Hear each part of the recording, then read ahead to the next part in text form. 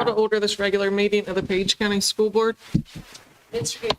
Yes. Mr. Painter. Yes. Dr. Painter. Yes. Mrs. Sullivan. Yes. Ms. Moore. Yes. Mr. Manfredi. Let's pause for a moment of silence as we prepare for the meeting.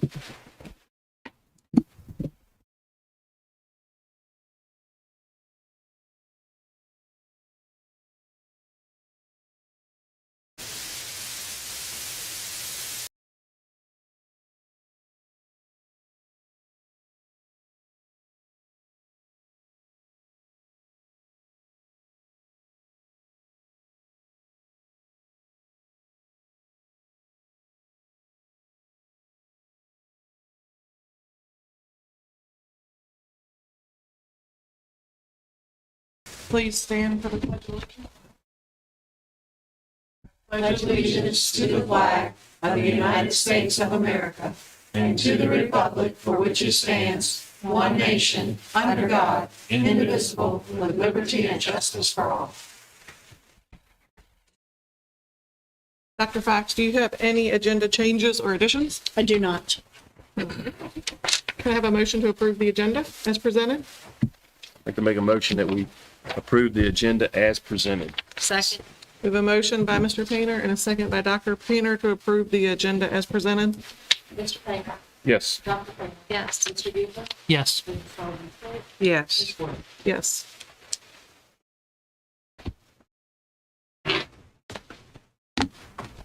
Madam Chairman, I'd like to certify and make a motion to approve the personnel matters discussed in closed meeting with Section 2.2-3711A1 pertaining to the discussion, consideration, or interview of prospective candidates for school board employment, appointments, transfers, resignations, retirements, discipline, or performance of employees of the school board. Second. We have a motion by Mrs. Sullivan Smoot and a second by Mr. Gubler to certify personnel matters discussed in closed session. Mr. Painter. Yes. Dr. Painter. Yes. Mr. Gabriel. Yes. Mrs. Sullivan. Yes. Ms. Moore. Yes. We do not have anybody present for citizen comment, correct? We did receive one. And then our March minutes are on for review to be approved next meeting. Can I have a motion to approve the consent agenda? I make a motion that we approve the consent agenda. I'll second. We have a motion by Dr. Painter and a second by Mrs. Sullivan Smoot to approve the consent agenda. Dr. Painter. Yes. Mr. Gabriel. Yes. Mr. Painter. Yes. Mrs. Sullivan. Yes. Ms. Moore. Yes. 7.01, Special Education Annual Plan.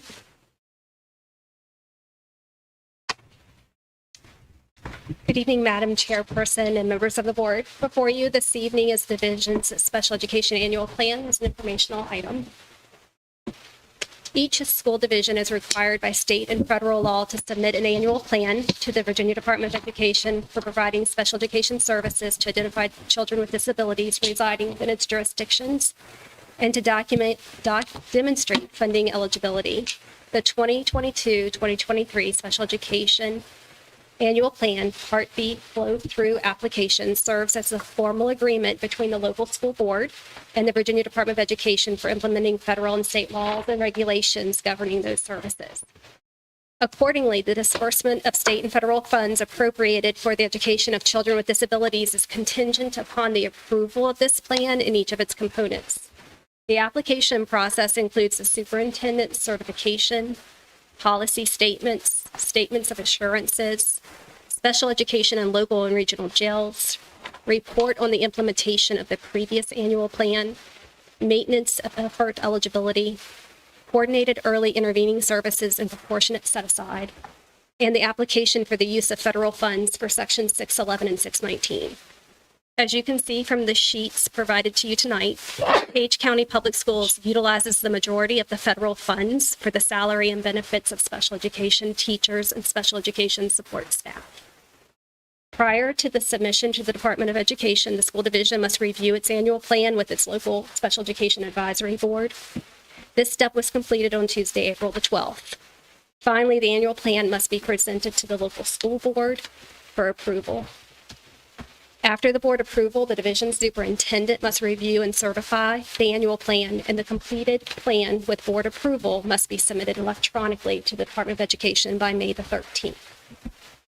I'll be happy to answer any questions you may have.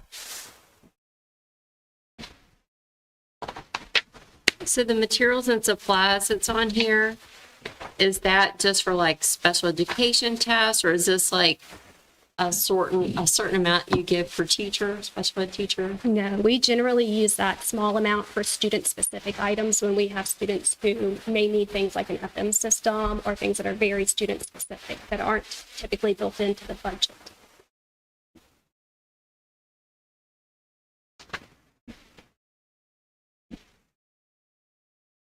Okay, then I'll be back at the next meeting asking questions.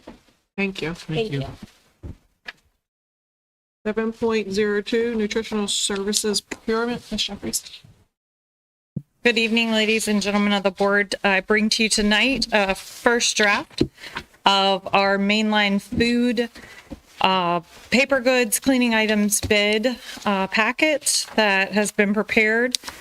We are at the last year of our mainline food contract, so it is required that we rebid it this year. We are not allowed to roll that item over. The majority of it is the standard paperwork required. And then as you get to the back, we have broken it into 6 different lots where a vendor could bid on one or more of any of those lots.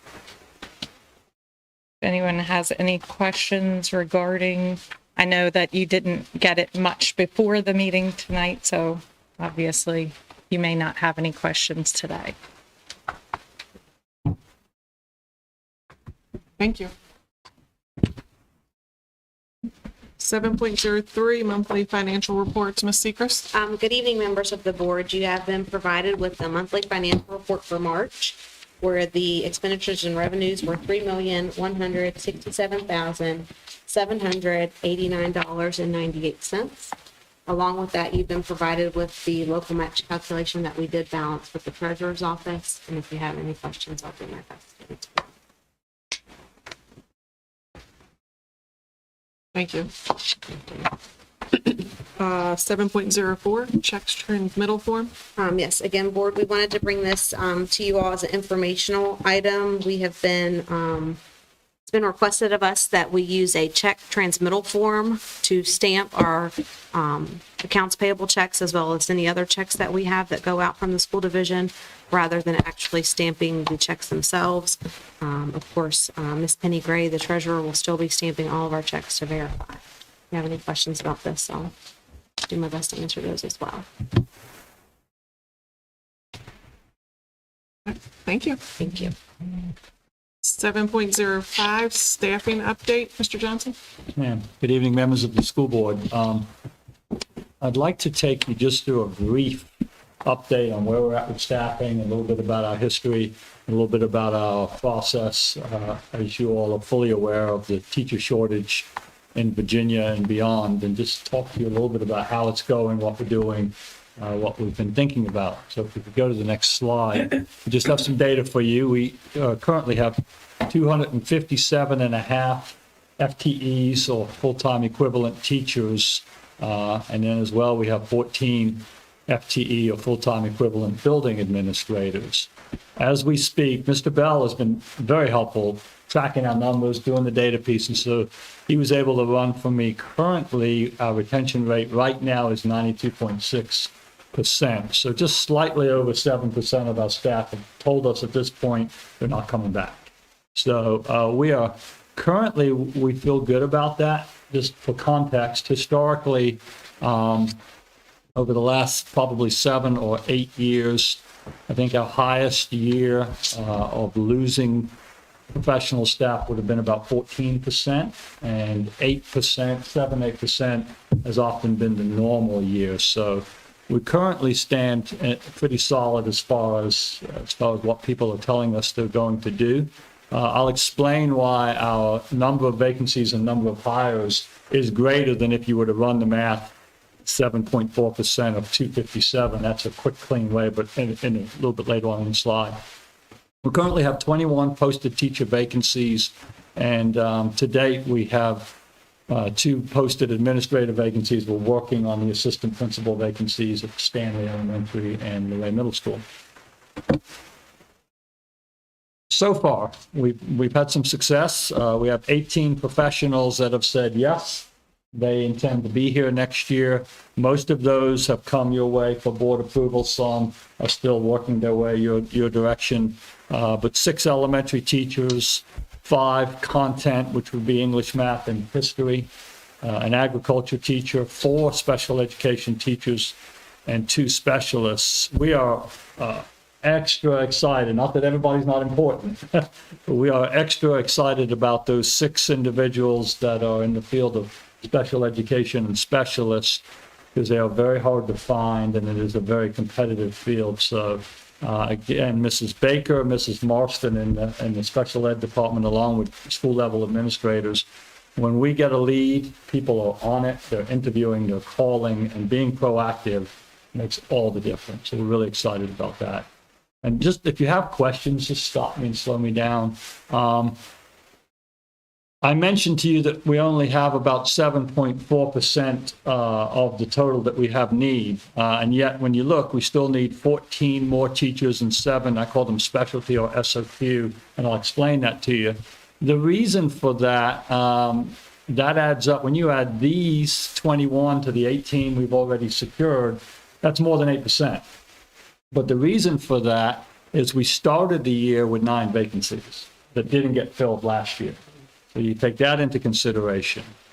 We also have several positions that are actually part of the Shenandoah Valley Regional Program and are actually employed through Augusta County Schools on the books. But we do the recruiting, we do the interviewing and screening and all of that. So it doesn't take long for some of these positions that you don't realize are there. But you can see sort of traditional positions. We're still looking for 2 elementary teachers, a math, 4 English. That one, I'll just tell you, I'm a little bit concerned about. They're proving to be very hard to find right now.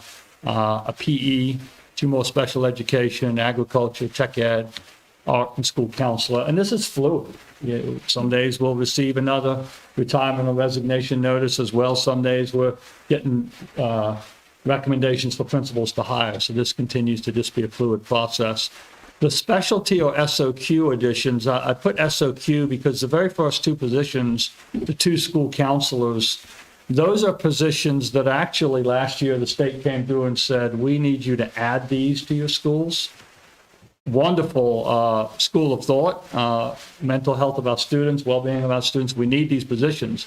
The challenge is that there are not as many available school counselors. So these have sat empty since last year, and we continue to look for those. The good news is they're second school counselors. I'll use Luray Elementary, Luray Middle as an example. We have a full-time counselor in each building.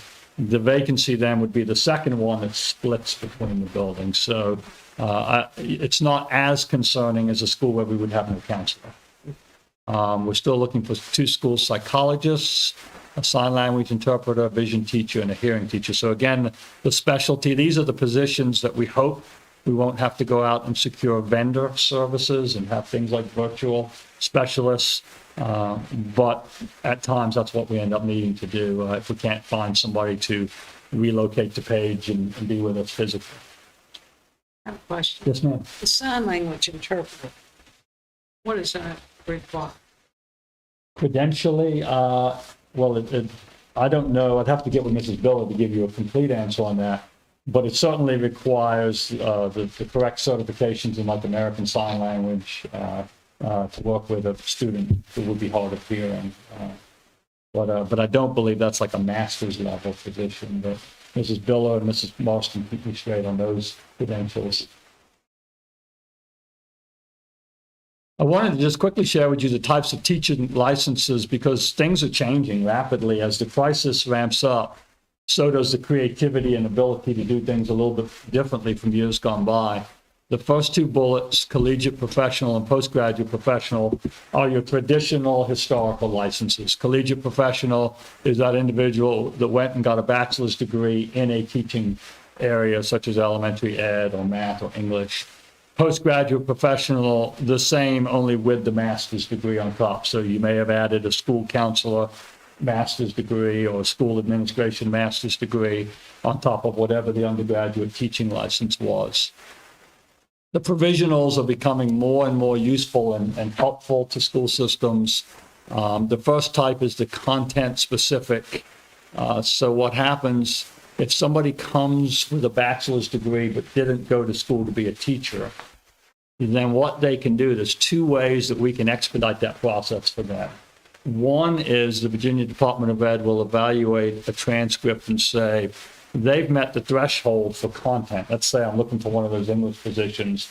Somebody didn't go to school to be an English teacher. They haven't taken like classroom management, foundations of education, those types of classes, but maybe they were a creative writing major and they've got lots of language and literature and that sort of credit. And the Department of Ed will say there's enough content there that will give them a provisional and allow them 3 years to finish the coursework they need.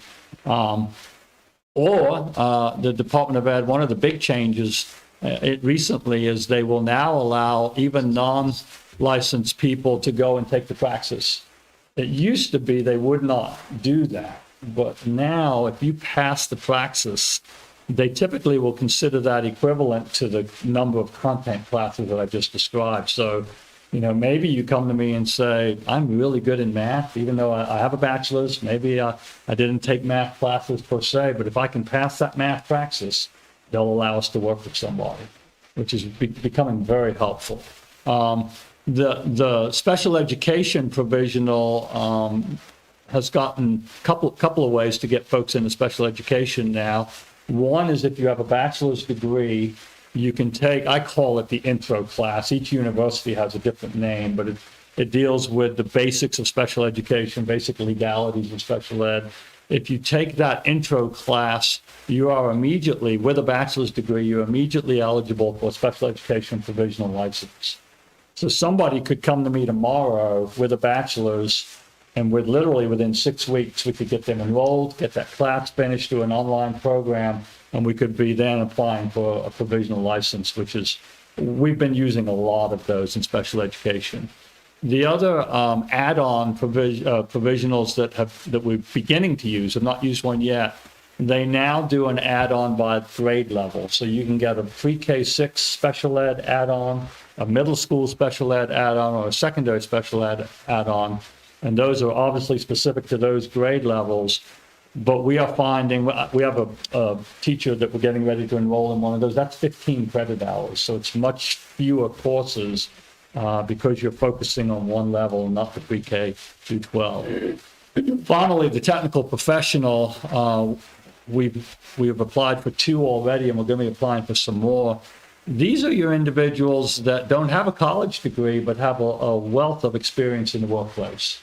And so that person can come and say, I've got X number of years in this specialty. Maybe I've been running a tax business, or maybe welding. I've been a professional welder my whole life. The Department of Ed recognizes the value of work experience.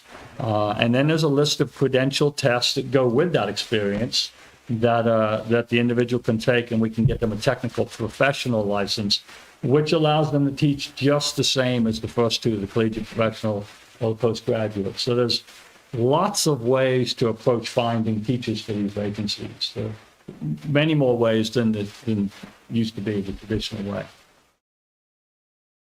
Just to give you a little bit of an idea of some of the creativity I just mentioned, already this hiring season, we've been able to pursue 2 technical professional licenses, one in agriculture, one in business, and that's because these folks have got the appropriate work experience. So we've sent off to the Department of Ed and requested those licenses, and then these folks will have 3 years going forward to fill in any of the smaller requirements that the Department of Ed requires. We've got one individual, currently a teacher assistant, that had a former license in elementary and is going to switch to the elementary special ed add-on license. That's going to take her one class so we can hold the provisional, and then 12 hours after that. So she'll be able to finish that full license pretty quickly. I reached out actually using one of our administrators, Mrs. Clark at the high school, who's very active in the Page County Farmers Association, because we're still looking for some other licenses that the technical professional would be great for us. If we had some local folks that would have an interest in teaching agriculture or tech ed, we've still got 2 positions. So I've reached out to those groups to say, hey, if there's somebody out there that's got all this work experience, we can work with them. And you know, we're looking for wonderful people that want to work with our students and have got the hands-on experience. And then the last bullet that we're exploring, and you've heard me talk about this, the growing our own. We've got several teacher assistants currently that have met with Lord Fairfax and JNU to begin coursework in this partnership, in which Lord Fairfax will lead them into the JMU program and kind of fast track. It's about 2 years, we hope, to be able to get some of our teacher assistants into the classroom as teachers.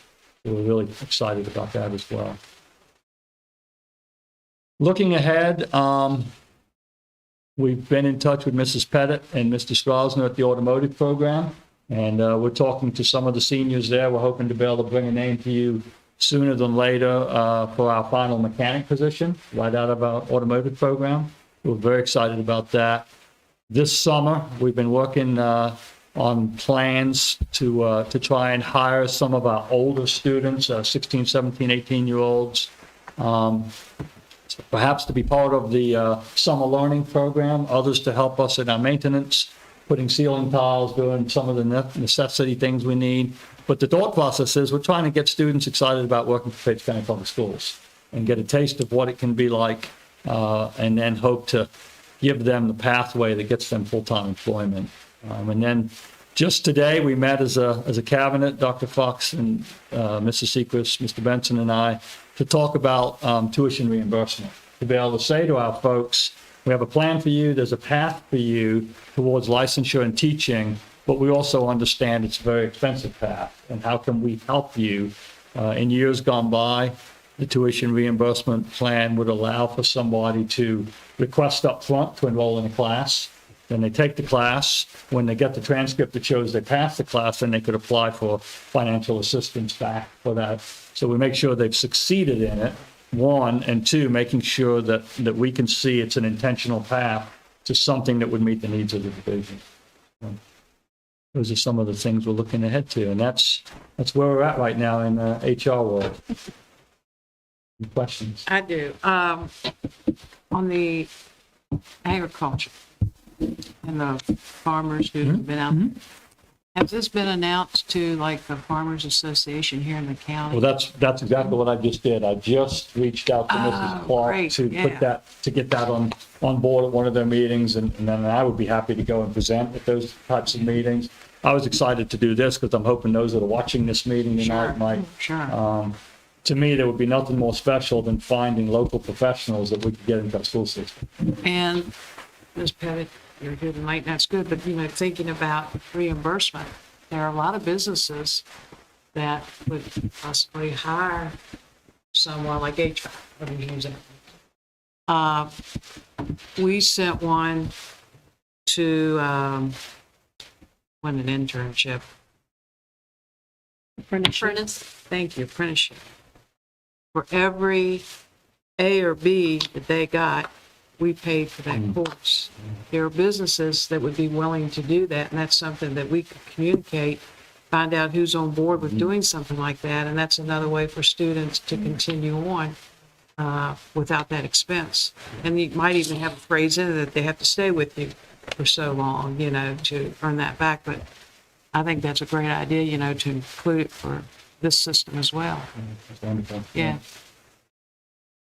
Well, I'll say too, I appreciate you both reaching out to some of the kids that I brought to you. So we had tutors that was in our rec center, very accomplished students.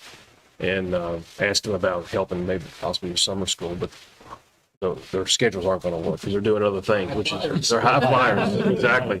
And that was good to see as well. And I think we may had another lead there possibly, but I appreciate you guys working on that because I think it's important is build local.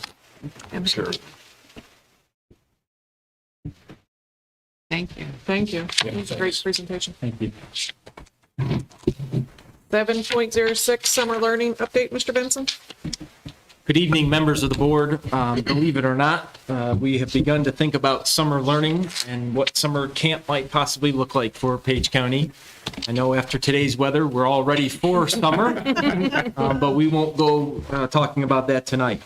I think it's important for the board to know that the Page County Public Schools did apply for and was granted a ESSER summer learning grant in the amount of $135,000 and $135,065.53. And so now we're kind of tasked with what do you do? You know, what type of program are we going to plan? So I asked Dr. Fox for a few minutes tonight and presented a flyer, draft, so the board could begin to understand some of the things we're thinking about. So you notice on this flyer, initially, this isn't your traditional summer school. I think that's important to note for folks. We're calling it summer camp because that's what it's going to be like. It's an opportunity for students to come back together. We want this to be fun. We want this to be engaging. We want this to be a chance to rebuild those relationships and get alongside their peers again for some things to do. It's going to be academic, but we're also going to address some of the social emotional needs that we know our students are struggling with.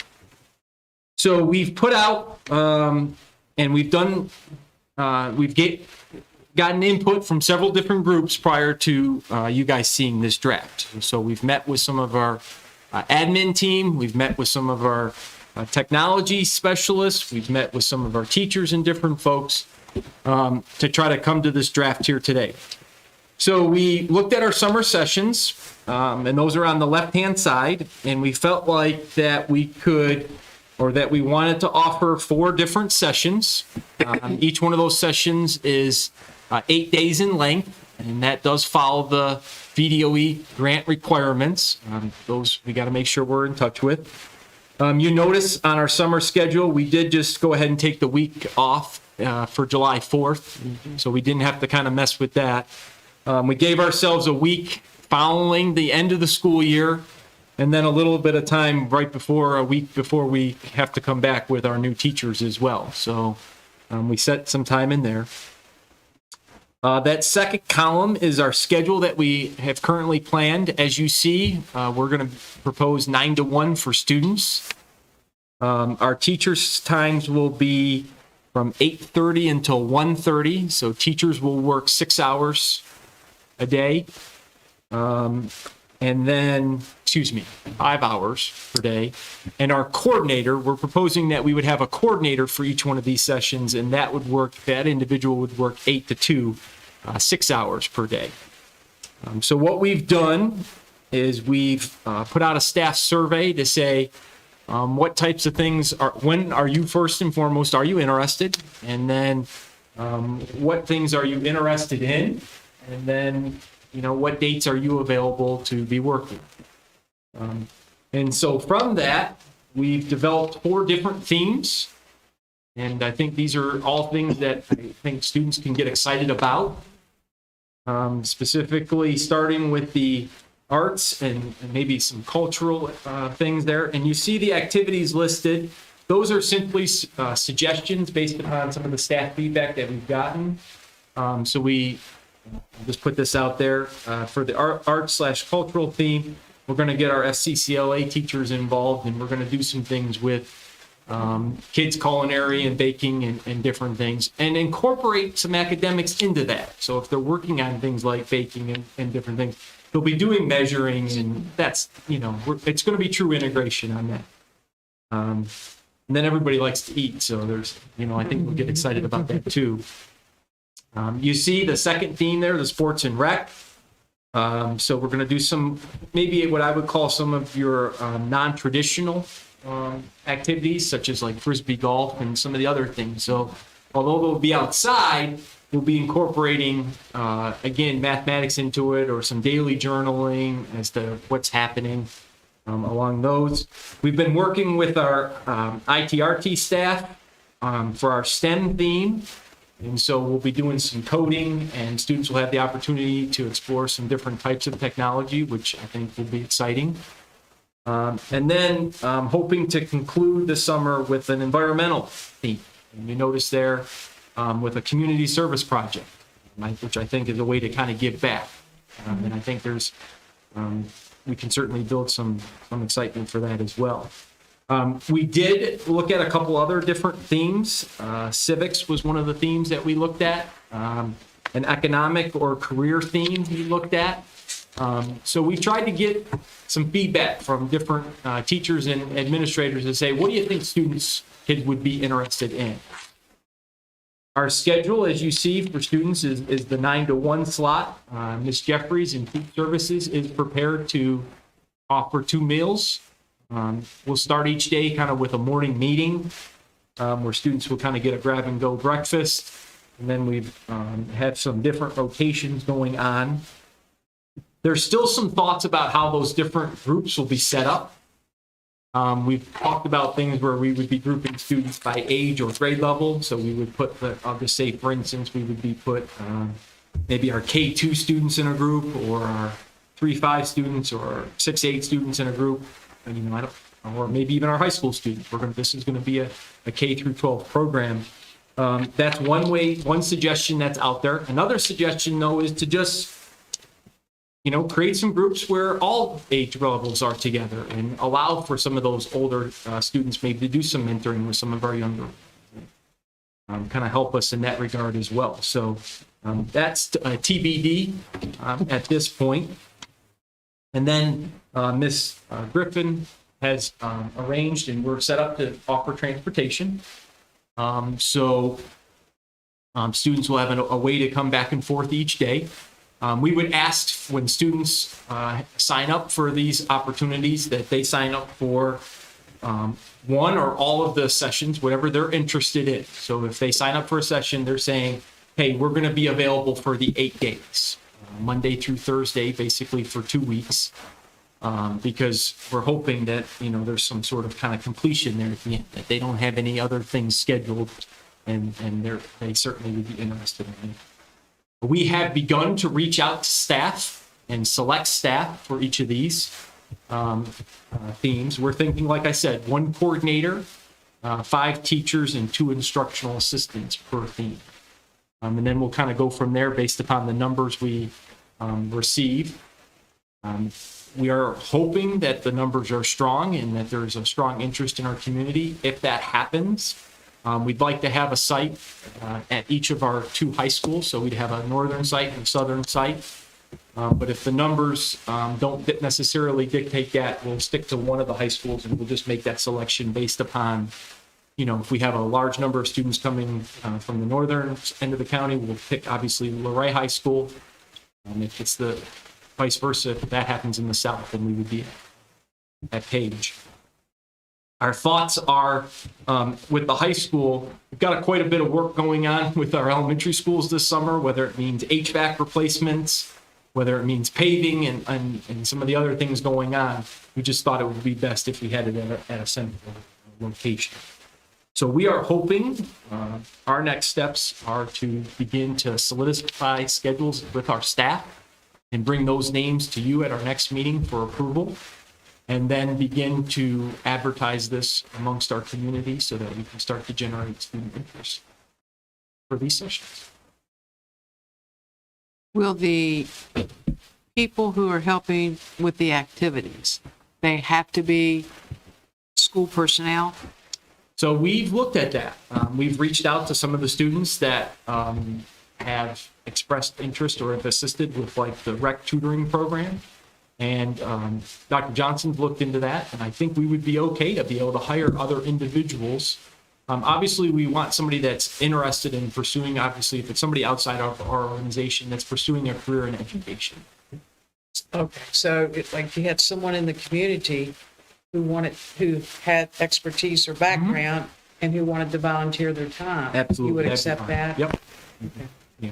And, like I said, we're relying on some of our technology staff because with some of these pieces of equipment, there's going to need to be some training for the teacher or the coordinator to see so that they're proficient in those. So I guess our thoughts are, I know it's the middle of April right now, to kind of finalize our selection with staff before the beginning of May, the advertising through the beginning of May through mid-May so that we could begin to collect names and be ready to go. Because as you see, our first session is June 6th. We would kind of know what students are planning on coming to what, and we can begin to work out transportation and those sorts of things. I like it. Good job. And I like the fact that it's not, they won't see it as academic.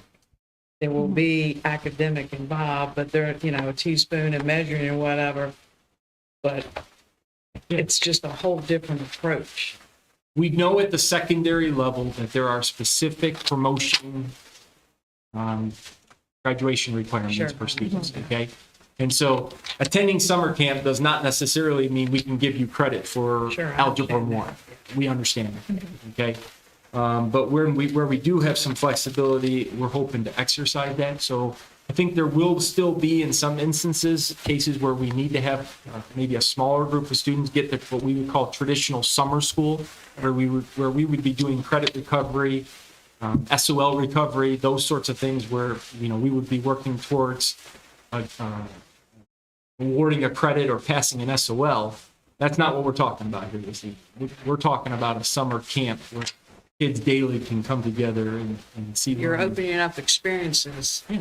I mean, there might be a banjo player out there. And you have that exposure just to say what might take off. So, And I've said that too. I'm glad you brought that up. I've used the expressions, kids need time to tinker. They need time to see other things and experience other things. And that's what we want, so. gets them away from this. Yeah, back with their peers, and the research is pretty clear about the summer slide and different things. I think we'll just, all these types of things just assist with that and making sure we continue to kind of address that learning loss or unfinished learning. Good deal. Thank you. Thank you. And the ESSER fund is going to pay for the entire amount, or is it? Okay, it's 135. Yeah, so we haven't spent that yet. We've preliminary looked at some numbers, so we know we have enough to cover the staffing costs that will be out there and the transportation costs and different things. And we've begun to purchase some of the items that we need. We've already purchased some iPods that we know can be used for our VR headsets and possibly the controller for some drones and things. Yeah. So we're beginning to purchase what we feel like. What we would like to do is then ask our coordinators to get, once we officially announce, hey, you're the coordinator of this theme, an opportunity to get the staff that we've selected together so that they can begin this plan. What are going to be the other activities? These are some great suggestions, some things that have come up from the feedback we've received. But now it's down to the nuts and bolts. We got to actually figure out what are going to be the daily activities and things. One thing, sports, and they're redoing the tennis courts in Shenandoah, but pickleball. Okay. And you can set that up in the gym or whatever. And there's no expense except for a paddle and the ball. So that's a whole new, Something different. yeah. So anyway, Sorry, Mr. Finn. that's exciting. Well, what for the so there's going to be two different things going on. There's going to be recovery, and then there's going to be the summer camp, right? Yep. Are those on the same days? So the what we would call traditional summer school, I'm just going to tell you because I've seen the staff interest from both things. So our survey that went out to staff said, are you interested in summer camp? Are you interested in summer school? And we defined those. We have some staff that are interested in what we would call traditional summer school. So we will be scheduling those sessions around when those staff are available. Okay. Does that make sense? Yeah. I'm just going to throw it out there. If you need Algebra 1 as a recovery, we're going to have to say to that student, this is when our staff is available. This is when we're asking you to come do those things. But more than likely, they would be somewhere in these dates. Right. Because these You're saving transportation, These is what I'm dates, thinking. right, these Right. dates span basically our entire summer. Okay, all right. Yeah, the summer is basically 8 weeks for Page County Public Schools, 9 weeks if you count the July 4th week and start to finish. And so we would be able to capitalize on the transportation that's running for students to be able to come if they're there for traditional summer school. Right. Yeah, there's definitely some savings there between the two. Oh, yeah. And running it at one site or two sites saves us considerable money as well. Is there a YouTube or something of one of these being done in another school district somewhere else? These summer camps, or is this something they came up with? Everybody does certain Yeah, I things. think you'll see different, Yeah. because Okay. part of the enticement here too is you want kids to remember the joy of learning. Yeah. And that's part of getting them reacclimated to school and getting them excited to come back in the fall. So that's part of, you'll see them called summer camps or Okay. summer initiatives or, And will this be publicized big time? Yeah. We wanted to start with you guys here this evening. And this needs to like be one of these positive things people talk Absolutely. about because everybody says that we blow pandemic money. Well, this is pandemic money that you all applied for, and we wouldn't be able to offer this if we hadn't applied for it. I Or like if you it. all It's hadn't applied something for it. positive. It's a positive thing, for sure. Absolutely. And we've talked a little bit about the, summer wages for staff, and I think it's a really nice way to reward some of our teachers and assistants for, exactly. It's good money to be able to work. Any other questions? So we'll keep you posted. We will begin advertising, and like I said, we'll begin reaching out to staff to confirm their interest. Okay, very good. Thank you. Yep. Very good. 7.07, student recognition at school board meetings.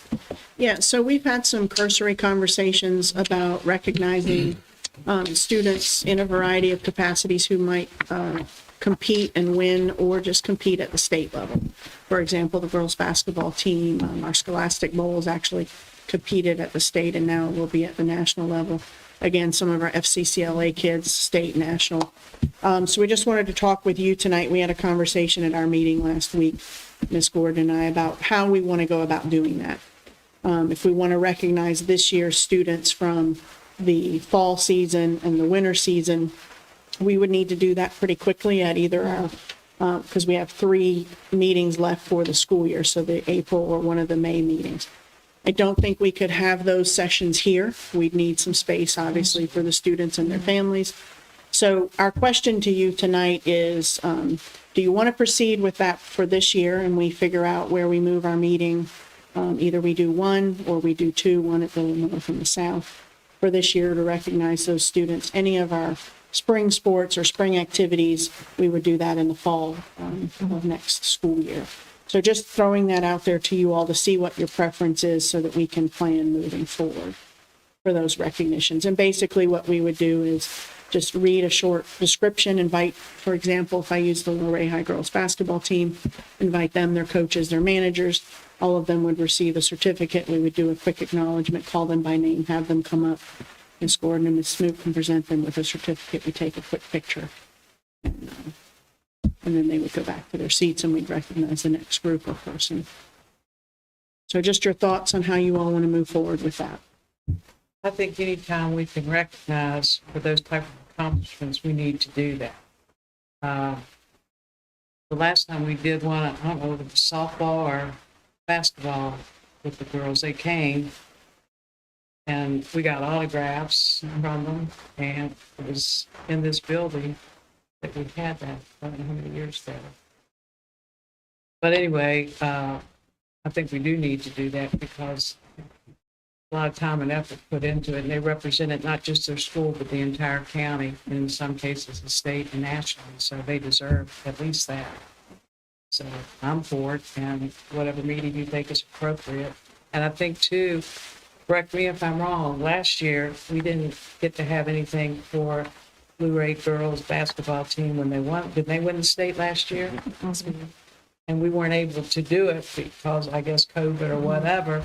But, and I know some of them aren't there anymore, but at least make recognition of a year late, but the fact that, we did announce it here at the meeting, but that's something to think about. Well, think about it, if it's spring, but I'm a senior and I go to college in the fall, I'd have to, you have to arrange that. Yeah, I right? mean, we could do it in one of our meetings in June, the likely, I mean, we could try it, and if they come, they come, if they don't. So we could technically do it in June or July, or wait until the fall if we wanted to, so we could do June. Just June, you lose a lot. Yeah, we lose a lot of folks with vacations and different things, but we could certainly do that for, especially if a team did have a higher number of seniors. Because some of those competitions aren't going to end until we're out of school, because they play through into June. Into June. Mhm. How do you recognize Teacher of the Year? Is that for each school nominates someone and then you pick one person from the whole county? Yeah, so it's funny, we just talked about that today, but yeah, so the schools have chosen their winners. We're going to push out some information on Okay. social media. When we do our reception on the 9th, we'll recognize them there, and then we'll also announce them at the school board meeting. Now, we could bring them if you want. We could recognize them certainly one evening, the 9 teachers, and then our 1 division Teacher of the Year at a school board meeting if you wanted. We could bring them to that. At this point, we haven't put that on the agenda moving forward because we had that evening reception that we're going to do for them. I Their could family. remember, the process. There's invites in your folder. In your packet, Oh, dates and everything. So am I hearing that you want to do, say, Recognition this year. Oh. this year? Yeah, looks like, Yes. looks like I that. got Okay. it. I got it. So do we want to look at, just to give us more time for planning purposes, the first meeting in May? And we could move it to one of the 2 schools? And we'll just republicize that that meeting will be held at a school rather than here.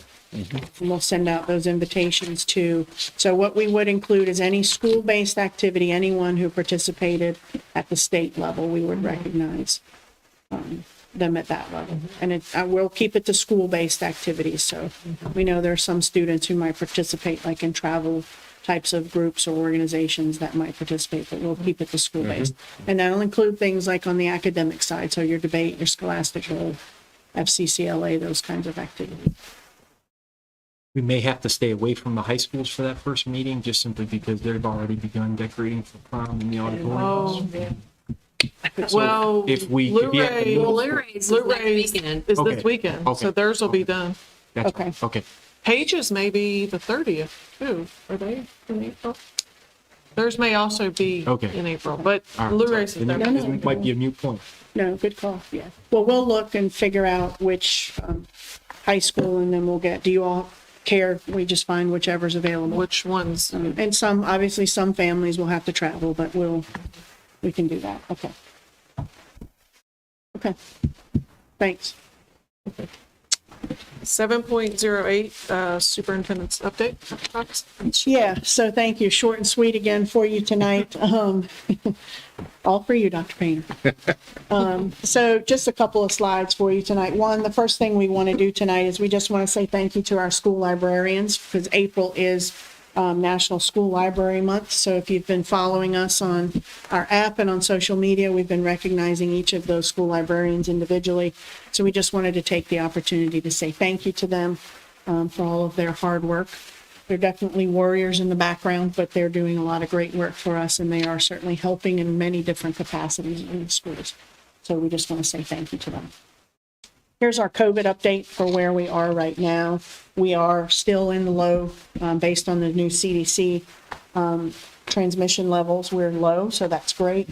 We currently only have 3 positive cases in the division, and if I'm not mistaken, I think most of those are getting ready to end very quickly.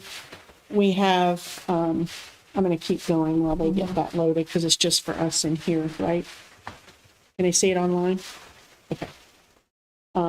Can you get it back going then for us?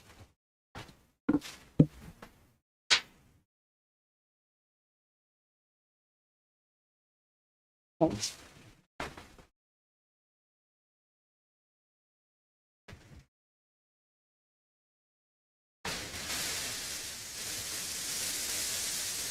We just want to make sure you were paying attention. Right now, we have gone, up until these last couple of positive cases, we went 4 weeks without a positive case. So that's fantastic for us as a division. And right now, we're seeing less than 1% of our student absences due to COVID. So compare that to where we were, say, back in October and September, and it's no comparison there. We did just want to share this out of UVA. They send us a report every month, but right now, 68% of the new cases that they're seeing across the state are the Omicron variant, subvariant. And they have seen a slight uptick across the state. So it's likely that that uptick may be here at some point. We don't know. We're hoping it won't be while we're in school. And they're seeing similar to what we just saw. More people getting it more often, but less severe symptoms with it. That's all we're going to talk about for COVID. And then just wanted to give you all and our public an update on where we are with the budget because they haven't heard anything since our last meeting. And so the General Assembly did have a special session that was held on April 4th. Unfortunately, out of that session, they did not come to agreement on a budget. So there's no budget that has been proposed and forwarded to the governor at this point. They have called another special session for the end of this month. So we're hoping and optimistic that they can bridge the divide there and bring us a budget that we can move forward with. Until that budget is formally approved by the General Assembly and then submitted to the governor and he adopts it or amends it or vetoes it, we can't proceed with our formal adoption of our budget. Now, by code, we have until May 15th to do that. If there are any delays in that process because of the General Assembly, it's likely that they'll give us an extension to that. But just want everybody to understand that we're kind of at a standstill right now until we know our formal allocations from the General Assembly. We can't move forward with our budget. In terms of our next meetings that relate to, or we'll have information for the budget. We're hoping by the next meeting this month, the special session will have concluded and we'll be able to have some concrete information for you. We then will have a work session on May the 5th. And then our hope is that on May the 12th, at our regular board meeting, we'll have our formal budget approval for next year. So that's all I had for you all tonight, if you have any questions. Thank you. Thanks. 8.01, claims for payment. Good evening again, board. You all have been provided with the claim certification, the operating fund of $410,747.05, food service $34,041.58, and total expenditures of $444,788.63. Along with that, you've also been provided the list of claims, as well as a check register, and if you have any questions, I'll do my best to answer them.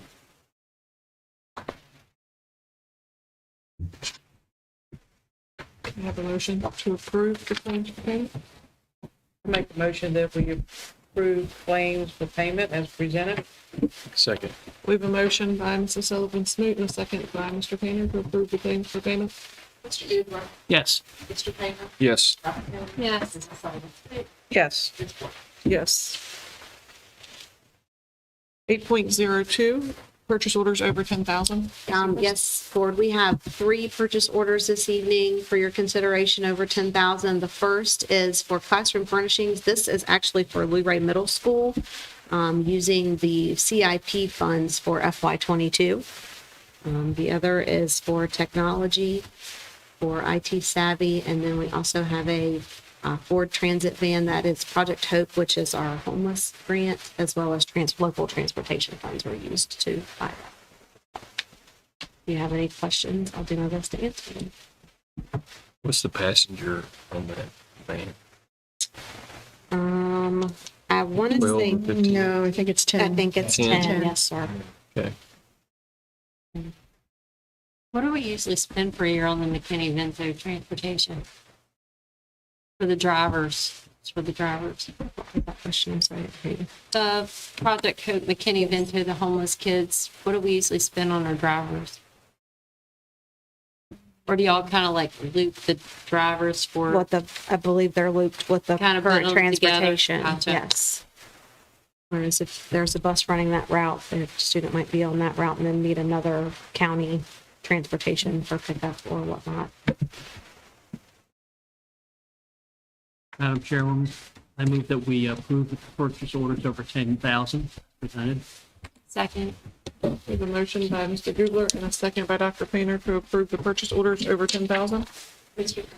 Yes. Yes. Yes. Yes. Yes. 8.03 Perkins Grant Annual Update, Ms. Pettit. Good evening. I would like to share with you all the Perkins plan for the 2022-23 school year and ask for your approval to submit our application to the VDOE. As most of you are familiar with Perkins, and you will have a small handout about the bullet points about Perkins. But the purpose, as you can see, of the Strengthening Career and Technical Education for the 21st Century Act, which no one calls it that, they call it Perkins 5, is to develop more fully the academic knowledge and technical skills of secondary education students who elect to enroll in a career and technical education program. Monies allocated to our school division are used to strengthen and assist our CT programs at the technical center, at both of our high schools and both of our middle schools. A couple of quick updates about the budget for the 22-23 school year. First of all, our budget, I think the plan was shared with you all, I believe. And on that plan, in a Schedule 17, you have to outline your budget. Each year, our budget has to be based upon prior year's allocation. So last year's allocation was $66,161.36.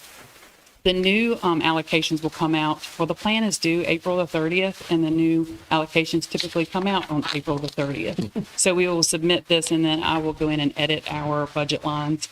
But typically in Schedule 17, you have to outline how you were out, like the monies that you're going to spend in each budget line, and that would be the $3,000. And you can see I've given you like a brief outline of the different things that are under the 3,000 line, like industry certifications, site licenses.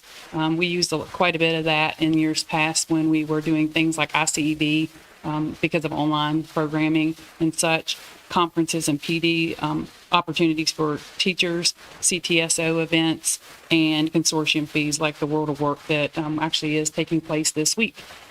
The 5,000 line is a smaller line item. That's reimbursements to individuals for CTSO events and professional development opportunities, such as if a teacher would put their lodging on their own credit card and we would have to reimburse them. That comes out of a 5,000 line. And then our biggest line is annually the 8,000 line, and that's the equipment line. And, you know, there's various items in that, but we typically put the most into that budget line item. And usually every year that I have been in charge of Perkins, we've always had to go in the end and amend it for the monies that's left over in 3,000 and 5,000 and put that in 8,000 at the end to be able to spend that down. Each year you have to pick a focus program and submit a plan of study. This year we're choosing electricity under the career pathway of architecture and construction.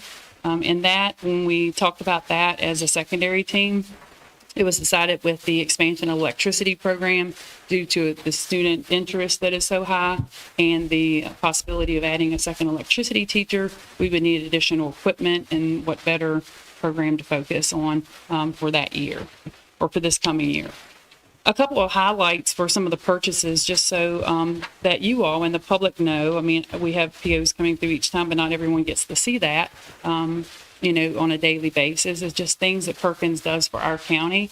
We were able to, a couple of things, and I have endless lists for anyone who wants to see it. I have a spreadsheet that is vast, but some of the equipment items are a new lift for Auto Tech. New Briggs & Stratton engines for our small engines, which is roughly about $6,000, but we were able to get 20 new engines for an entire class. Bedside cabinets for the nursing lab, budget challenge programs that our business classes at high schools use, everything from a dishwasher, tables and equipment for a greenhouse that will eventually go up at LMS, and updated furniture for multiple programs.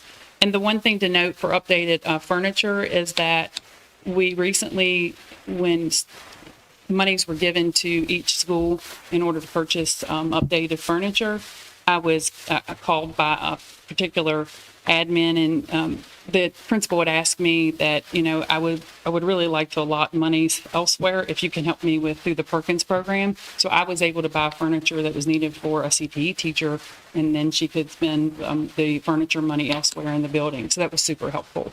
And competition fees for multiple programs. Our FCCLA program is just stellar. In our, as you all, when you get in recognitions, that you all see that, FBLA and TSA, and we were able to help out students with their registration fees, which can be quite high with some of the CTSO competitions, as well as their lodging. So that was really helpful this year. So unless you have any other questions, tonight with your approval, I will complete and officially submit our application to the VDOE.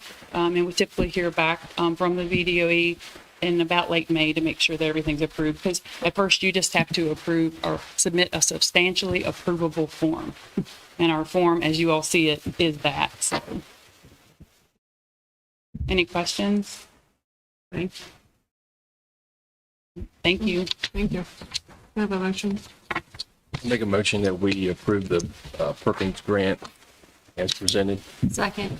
A motion by Mr. Painter and a second by Dr. Painter to approve the Perkins grant. Mr. Painter. Yes. Dr. Painter. Yes. Mr. Buford. Yes. Mr. Bowman. Yes. Yes, Thank you all. thank you. 8.04, approval of overnight field trips. Mr. Benson? Good evening, board members. Once again, we have 2 overnight field trip requests, and both of these relate to competition. So as Ms. Pettit just talked about, as part of the Perkins plan, some of our organizations are always competing, and this is exactly that. So from Luray High School, their TSA group, which involves 6 different students, is asking to go off to Hampton, VA. It would be 2 nights. And like I said, this is for competition of that group. Once again, 6 students.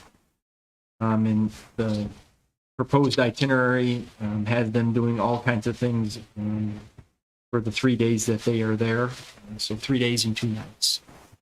I don't see any reason why anything stands out on that one. And then we also have a request from Page County High School for their Scholastic Bowl to go to Arlington, VA, and compete in the National History Bee. And this one, this request involves 5 students. And when Dr. Fox and I were reviewing the request, there's one thing here that does stand out, but maybe it's just a sign of the times. I think we both agreed. The students and advisors for this event are actually asking to stay in an Airbnb for their overnight accommodations. And as Dr. Fox and I talked about, given for safety and health reasons, maybe that does make sense in cost for a trip to Northern Virginia and Arlington. The Airbnb is equipped with individual rooms for all the different students and whatnot. There's several bathrooms and facilities throughout the location.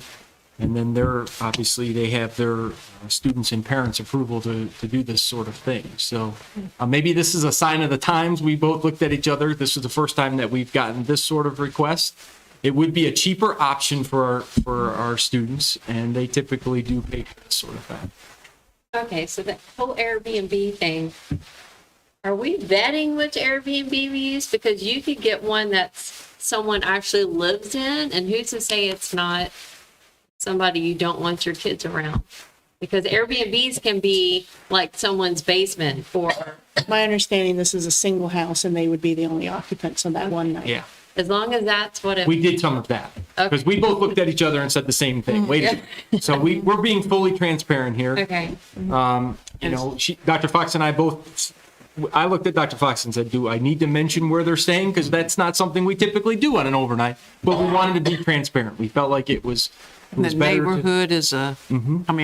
there's no such thing as a true safe whatever anymore, but it's in a good neighborhood. Yeah, we actually felt it was a better situation than, Yeah, I than think maybe. so. I just wanted to make sure it wasn't like someone's house and we don't know who they are. I would trust Mr. Benson to do his homework. Yeah, I mean, we went on the site and we looked at it and we thought, we didn't think about that, but it is certainly a more economical, and when you think about it, it may be a safer. They're all in one spot. And then I think video voyeurs. I watched him with teenagers one weekend. But all students and parents are, they upfront know what the rooming accommodations would be. It would be just for one night. And then they have agreed that this is a viable solution. I'd like to make a motion that we approve the overnight field trips as presented, both from Luray High School and Page County High School. Second. A motion by Mr. Painter and a second by Mr. Gubler to approve the overnight field trips as presented. Yes. Yes. Yes. Yes. Yes, Thank you. thank you. We wish them luck. Yes. Yes. Board discussion time? I want to share one thing. I want to do a shout out to Ms. Strohlander's fourth grade class at Stanley Elementary. Back in March, I was invited to come and read, and the book that I was given was entitled Help. And it was about helping in every way possible. And in that story, we got into a conversation afterwards about the environment and recycling and so forth. So a couple weeks later, I got invited back, and they had something to show me. So I went down and I met them in the library, and we took a group picture. But behind the second row, there were gobs of these Food Line Walmart plastic bags. And 5 students out of that class formed an environmental club, if you will, and did a project where I don't know whether it was just that class or anybody that wanted to bring in those garbage bags, and they took them to the recycling center for them to be recycled.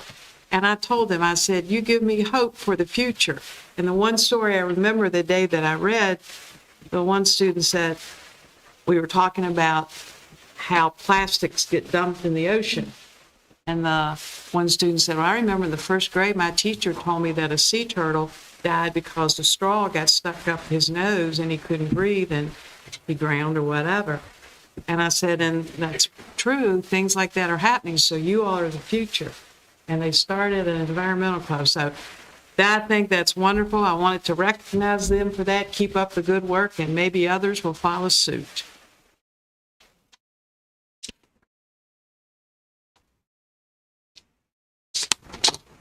Can I have a motion to adjourn? I make a motion to adjourn.